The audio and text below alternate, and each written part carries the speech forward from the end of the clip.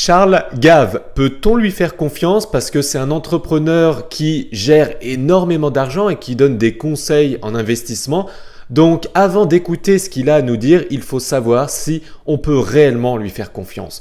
Donc dans cette vidéo, je vais décortiquer avec vous tout ce que vous devez savoir concernant Charles Gave. C'est-à-dire son parcours personnel, son parcours professionnel, son expérience, ses stratégies d'investissement qu'il utilise non seulement pour lui, mais aussi pour ses clients, savoir si ces stratégies sont vraiment cohérentes. Je vais tout vous partager en toute transparence et il y a vraiment des informations qui peuvent vous interpeller. Donc écoutez bien cette vidéo si vous connaissez de près ou de loin Charles Gave et si vous souhaitez en savoir plus sur cette personne. Mais avant que je vous partage tous les secrets de Charles Gave, si vous souhaitez savoir comment je fais pour faire personnellement fructifier mon argent, voire même me générer un revenu mensuel grâce à ça, j'ai une vidéo formation en 5 vidéos à vous offrir gratuitement. Cliquez sur le bouton en haut à droite ou sous cette vidéo, inscrivez-vous et je vous partagerai toutes mes stratégies qui me permettent personnellement de faire fructifier mon argent abondamment et en automatique. Voilà, donc c'est parti pour cette vidéo et je vais vous partager mon écran pour vous expliquer ça brièvement. Donc déjà, quel est le parcours de Charles Gave? Charles Gave est un économiste financier entrepreneur français. Il est auteur de plusieurs essais dans lesquels il annonce notamment la fin du modèle de l'État-providence et la faillite de l'euro. Moi, je pense qu'il a raison personnellement. Il a été diplômé de l'Institut d'études politiques de Toulouse en 1967. Donc c'est quand même un beau diplôme. Il obtient une bourse aux États-Unis, dans une université plus exactement aux États-Unis, dont il sort avec un MBA, c'est-à-dire une maîtrise en administration des affaires, de finances et de gestion.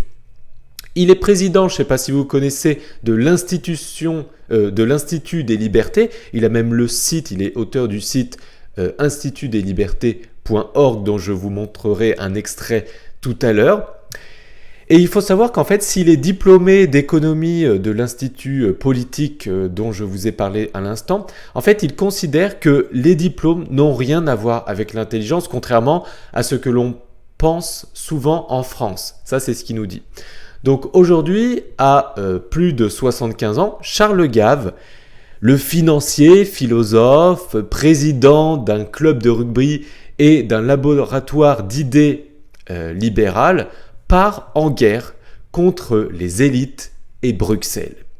Il avait prévu et applaudi le Brexit et l'élection de Donald Trump.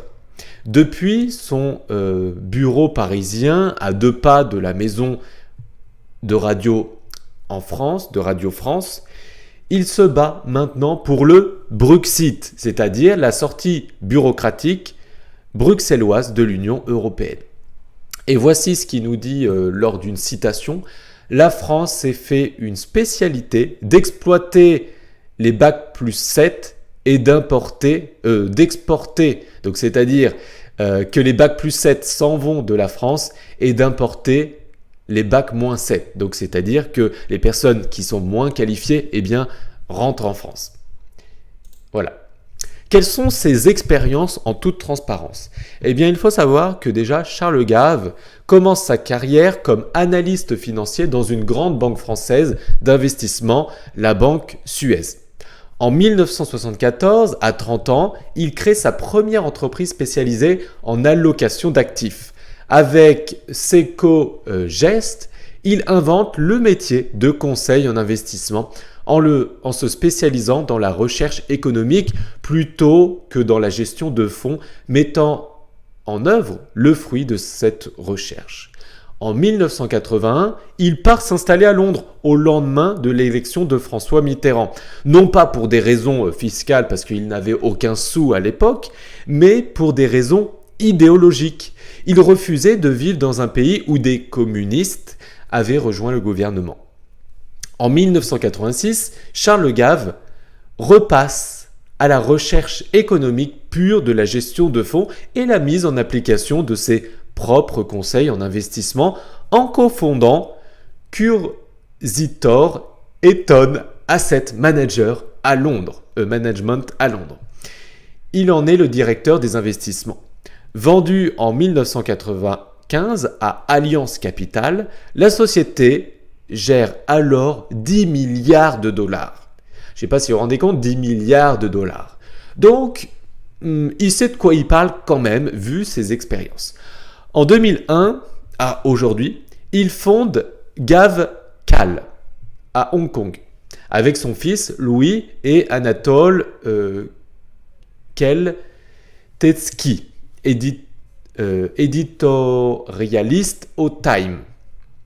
Une société de recherche et de gestion de portefeuille qu'il préside toujours aujourd'hui. GavCal conseille 800 institutions dans le monde et diffuse une lettre d'information quotidienne d'analyse des marchés lue par 17 000 gérants de fonds. C'est quand même incroyable. GavCal gère aussi des fonds pour le compte d'investisseurs institutionnels et d'investisseurs privés pour un total d'environ 3,5 milliards de dollars. Donc pour vous dire que c'est quand même du gros cash qu'il gère. Ensuite, quelles sont ses citations favorites et qui moi aussi m'ont fait sourire? Première citation, et donc je vous invite à regarder ce qu'il se cache derrière ces citations, qu'il affectionne tout particulièrement. Première citation, la crise financière ont, en pratique, beaucoup à voir avec la pêche à l'explosif. Quand une grenade explose en profondeur, on voit d'abord remonter le ventre à l'air les petits poissons.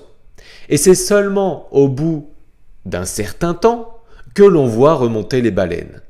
Est-ce que vous comprenez l'image qui est derrière ça? Au début, il y a les petits qui meurent et après, il y a les gros qui vont mourir. Donc c'est peut-être ce qu'on va voir d'ailleurs dans les prochains mois, prochaines années dans notre vie réelle. Deuxième citation intéressante, la raison pour laquelle le capitalisme peut-être moralement justifiable, c'est qu'un profit soit en contrepartie d'un risque pris. Donc en gros, il est OK pour le capitalisme si quand on prend un risque, eh bien on est rémunéré pour cette prise de risque. Ensuite, quelles sont les stratégies d'investissement qu'il affectionne tout particulièrement, qu'il applique pour lui-même, mais aussi pour ses clients? Et on va voir si c'est cohérent ou pas, c'est à vous de faire votre avis en tout cas. La première stratégie est dite du retour à la moyenne. Elle repose sur l'analyse de la valeur auquel le titre devrait se traiter et l'écart avec le cours du marché observé. Donc l'investisseur analyse le titre, la monnaie, la matière première ou tout autre actif qu'il considère acheter ou vendre et fait une estimation de la valeur moyenne à laquelle cet instrument devrait se traiter. Quand l'écart entre le marché et la moyenne devient trop grand, il agit. Donc pour vous expliquer ça concrètement, je vais vous montrer cet exemple. Vous voyez ici, nous avons la moyenne mobile à 20 périodes. Et donc en fait, quand le cours s'écarte de cette moyenne mobile, on agit. Par exemple, quand on s'écarte ici vers le bas, on achète. Et quand on s'écarte ici vers le haut, on vend. Là, on achète, là, on vend. Là, on vend, là, on achète, là, on achète, là, on vend. Vous voyez, c'est la méthode qui est expliquée ici. Ensuite, deuxième stratégie sur les trois que j'ai à vous présenter ici, c'est la stratégie dite du momentum que moi personnellement j'adore, qui repose sur une analyse technique et consiste par exemple à acheter quand la valeur casse sa moyenne mobile à la hausse. Donc en gros, ça veut dire ici que quand un actif monte et casse sa moyenne mobile à la hausse, ça veut dire que ça tend à continuer à augmenter par la suite et donc selon lui, il serait intéressant d'investir. Troisième et dernière stratégie, elle est dite du portage ou autrement, en anglais, on appelle ça le carry trade, consiste à emprunter pour placer en pariant que le rendement obtenu sera supérieur à celui de l'emprunt. Donc en gros, qu'est-ce que c'est? C'est-à-dire l'investisseur emprunte de l'argent à court terme, par exemple à 4% pour acheter des actifs à long terme avec un rendement qu'il espère supérieur à 4% pour couvrir le montant de l'emprunt. Par contre, c'est une méthode qui est dangereuse parce que si le taux de l'emprunt augmente ou si le taux de l'actif chute, on peut perdre énormément d'argent. Ensuite, il est l'ouvrage de 6 livres. Donc, vous voyez en 2003, 2005, 2006, 2009, 2010, 2016. Donc, c'est qu'en plus d'être un économiste, investisseur de renom, il est aussi auteur d'énormément de livres à succès. Donc voici mon analyse sur Charles Gave. Et puis maintenant, si vous souhaitez découvrir mes méthodes pour savoir comment je m'y prends pour faire fructifier mon argent abondamment, je vous invite tout simplement à cliquer sur le bouton en haut à droite de cette vidéo, sous cette vidéo, et je vous partagerai mes stratégies qui me permettent de générer même un revenu mensuel. Je vous dis à très bientôt, likez cette vidéo si vous l'avez kiffé et commentez-la pour me donner votre avis sur Charles Gave. Je vous dis à très bientôt, ciao!